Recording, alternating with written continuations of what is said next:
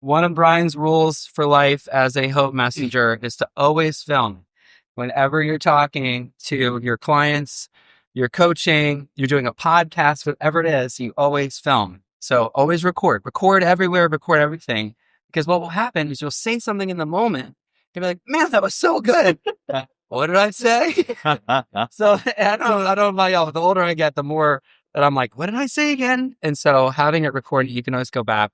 But what do you do after you have it recorded? Well, I use Print. Yeah, I use Trint.com, Trint.com, and that is a transcription software that it has a monthly subscription, and it's wonderful. So what I do is I take a video. So for example, let's just say that you're on a podcast. Okay, you're on a podcast. You know the other person's recording, but they might have a poor internet connection.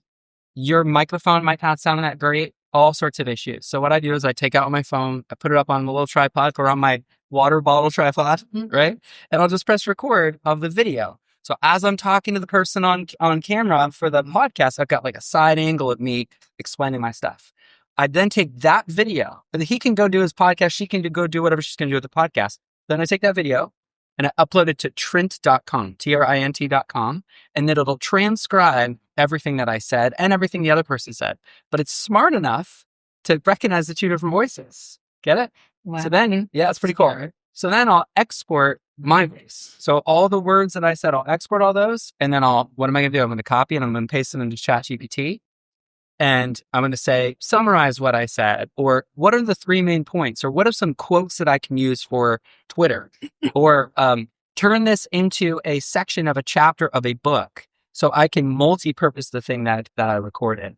So whenever you find yourself talking in public, at least get your phone out, hit voice memo, and hit record, because you might just say something a little different than you've ever said before. And you're going to be like, yes, what was that thing I said? Oh, yeah. So for example, for us, one of the things I said live somewhere was one of our missions is to gather the scattered. And I just said it in an interview. Like, I didn't remember saying it. But then I started thinking about it and I went back and I listened. I'm like, gather the scattered. That's what we do. But to kind of sit with a phrase and try to figure it out can take hours. But in the moment, it just comes to you.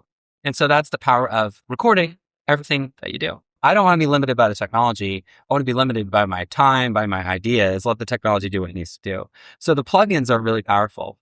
So the plugins that I use, we have to pay for the $20 a month for the Pro. But I have a Canva plugin, which is kind of neat. So whenever I say like, make a logo or make a graphic or make an Instagram quote, using, and then you have to say using Canva, because it will know that you're talking about the plugin called Canva. So make an Instagram quote using Canva with 10 famous quotes about how hard it is to be a writer. And then so Chat GPT will go and pull 10 quotes about why it's so hard to be a writer from famous writers. And then what it will do is it won't just stop there, but then it'll go over to Canva and it will create the first version of those Instagram quote pictures. It truly is like having a virtual assistant. Oh yeah, it's just getting started. So how does it know what format to put it in and what brain? Like, it doesn't. Okay. So it'll make like 5 versions of it, and then what you do, but you see it all in ChatGPT, and then you can click on it, and then it'll open up in Canva, and then I just hit brand kit. So then it loads my fonts and my colors, and changes there. So the way I always see it as an assistant. It's not a replacement, but it's an assistant. So what if you had an assistant who could go do research, start a project, get it halfway, and then you can give feedback? That's kind of how I see using AI. Are you watching the copyright and all this, and how that who owns all this stuff? And then that the publisher, I'm a little concerned about that. Yeah. So who owns the copyright of what we create with AI? Yeah. Well, supposedly, if you put in some threads are saying, I'm watching, that if you do put more than 2 chapters in your book, then that ChatGPT owns your content. It's interesting. I don't know. My friend Ruth Sukov says rules are for suckers. I think about it. I've heard it's unprecedented and do it while we can. And nobody knows anything. They're all just making it up. That's like a good rule of life. Nobody knows anything. We're just all trying to organize our society. So of course, the people that have a dog in the fight, that like copyright matters, they're going to say, these are the rules of copyright. I don't know if they're the rules. It's the Wild West. Okay. So I don't know. We're watching the Copyright Office newsletters too. And they're simply saying we're gathering information. So I'm not really saying at this point. Yeah. I don't want to run my life based on government bureaucrats say, good point. No, thank you. So I think it's a cross that bridge when we get there. I'd rather make cool stuff. And, the challenge is not criticism. The challenge is anonymity. The challenge is always anonymity. People don't even know what you're making. So I think what happens is we have in our head that when we get to this point that people are going to criticize us or we're going to get slapped down, we're not going to be allowed to do something. So let's not do it. That's never the challenge. The challenge is you didn't even do it. You didn't even create it. So once you've created it, to just walk out the whole process. So let's say that you wrote a book and half of it was with AI and there's some rule that you can't copyright it. Who cares? What does that even mean? Does that mean you can get the book in your hands of a reader that helped them? So I think this idea of you're trying to take an old idea and apply it to something that nobody has any clue about. I think, Silicon Valley's philosophy is move fast and break things. And I think that's the way you innovate anything. Just move fast and break things. And over time, you're going to build stuff. Oh, that we would be famous enough that someone would care that 2 chapters of our book came from AI. Yeah. We have to argue about it. Because it drives up your algorithm. Just the fact that we use the term horsepower just shows me how we think historically. We think about what's come before us. Why would you compare a car to a lot of horses? It's insane. But that's where we came from. We're like, well, that one is 150 horses. What? What does that mean? It means nothing. But this is the old comparison. So I think in the same way, it's a new world. Yeah. Okay. Do you say other apps that you might put in ChatGPT, or is it just Canva that you use? The ones that I've used there's one that's a PDF one, and there's a few of them. So you maybe try a couple out, but one will allow you to upload a PDF, which is awesome. And so let me just give you a really, really clear use case. So I'm part of courses and coaching and stuff. I invest a lot into my own education and learning. And so a lot of times when you join a course, they'll have a PDF of the workbook. So what I'll do is I'll take the workbook, I'll start a new conversation. I'll explain what I'm doing. I'll say, I just joined Tribe by Stu McLaren. It's a course about membership sites. And I want to make a to-do list that I can copy and paste into ClickUp for my team to implement. So then the robot's like, got it, no problem. And then what I'll do is I'll take the PDF of each of the lessons and I'll upload them into a ChatGPT 4 using the AI PDF plugin. I think it's called AI PDF. And what it will do is it will scan the PDF that I uploaded and it will look for action items. And then it'll make a list of all the action items. And that's one conversation. Now, I don't want to go into that same conversation and start talking about my devotional life because that'd be confusing. So then I have a different conversation, which is my Bible study conversation. Does that make sense? So that's a plugin I like a lot. Something that will allow you to use PDFs. There are internet search ones now. So it will go search the actual internet now, which is pretty awesome. I think if you can think about it right now, if you think, wouldn't it be cool if this were possible with AI? The answer is it's probably already real. Because if you thought about it, there's somebody who has an army who's only thinking about it for a living. So that's kind of awesome. My favorite person to follow about AI his name's Matt Wolf with an E. And he has a weekly YouTube video called This Week in AI, which is genius. And he just walks you through, I watched the last video from last week. He walked through 26 new tools I'd never heard of and how you can use AI. So for example, and you don't have to be an AI expert. Think about how you want to serve your people.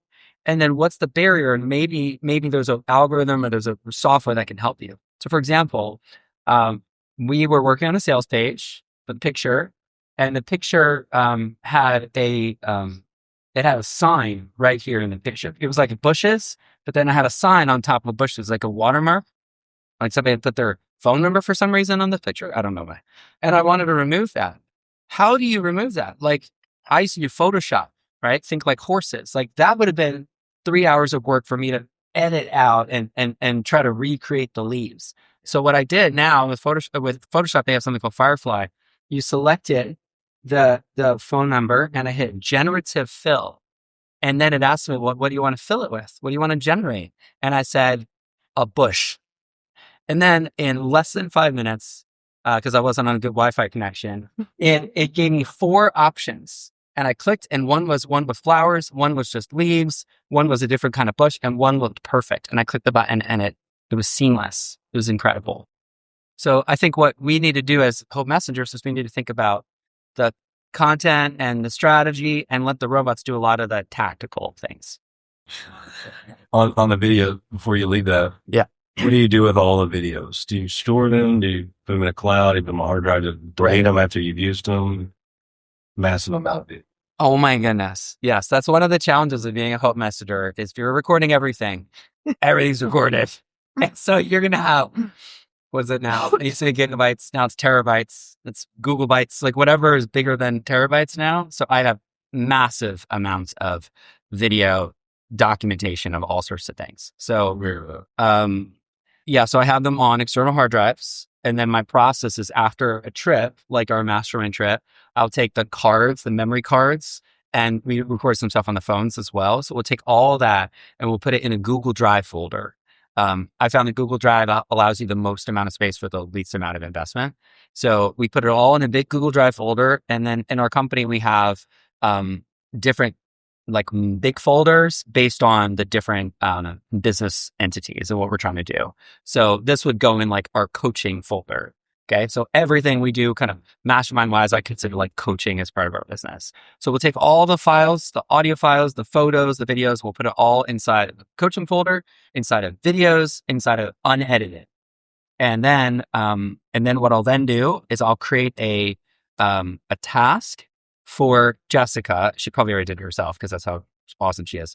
You create a task and you say, document the videos that we recorded from the trip. So she'll kind of have a list of those videos. And then we'll decide, we have a weekly meeting. As a content team, we'll decide, okay, what are we going to try to pull out of that? For my own stuff, for my own social, I've recorded probably 30 this morning. So I might have 150 short form videos of Brian walking somewhere through Charleston saying, if you ever thought about being a writer and you're really stuck, here's one tip for you. So I've got a lot of that content. I'll do the same thing. I'll take all the video from my phone, I'll upload it into the Google Drive, and there's a folder called Brian's Social Videos Unedited. So I'll take all my raw videos and I'll put them into the unedited folder. And then I'll assign it again to Jessica because you need a good team. So I'll create a task and I'll say, please go through my recent videos and make Instagram Reels from them. And then she has a process that she'll work through. So she'll take one video, she'll put it however she does. I think she uses Adobe Premiere. She'll kind of cut up some stuff and she'll take it, she'll export it. She'll use one of our tools for adding the titles and the thumbnails and all that stuff. And then eventually it goes on my social.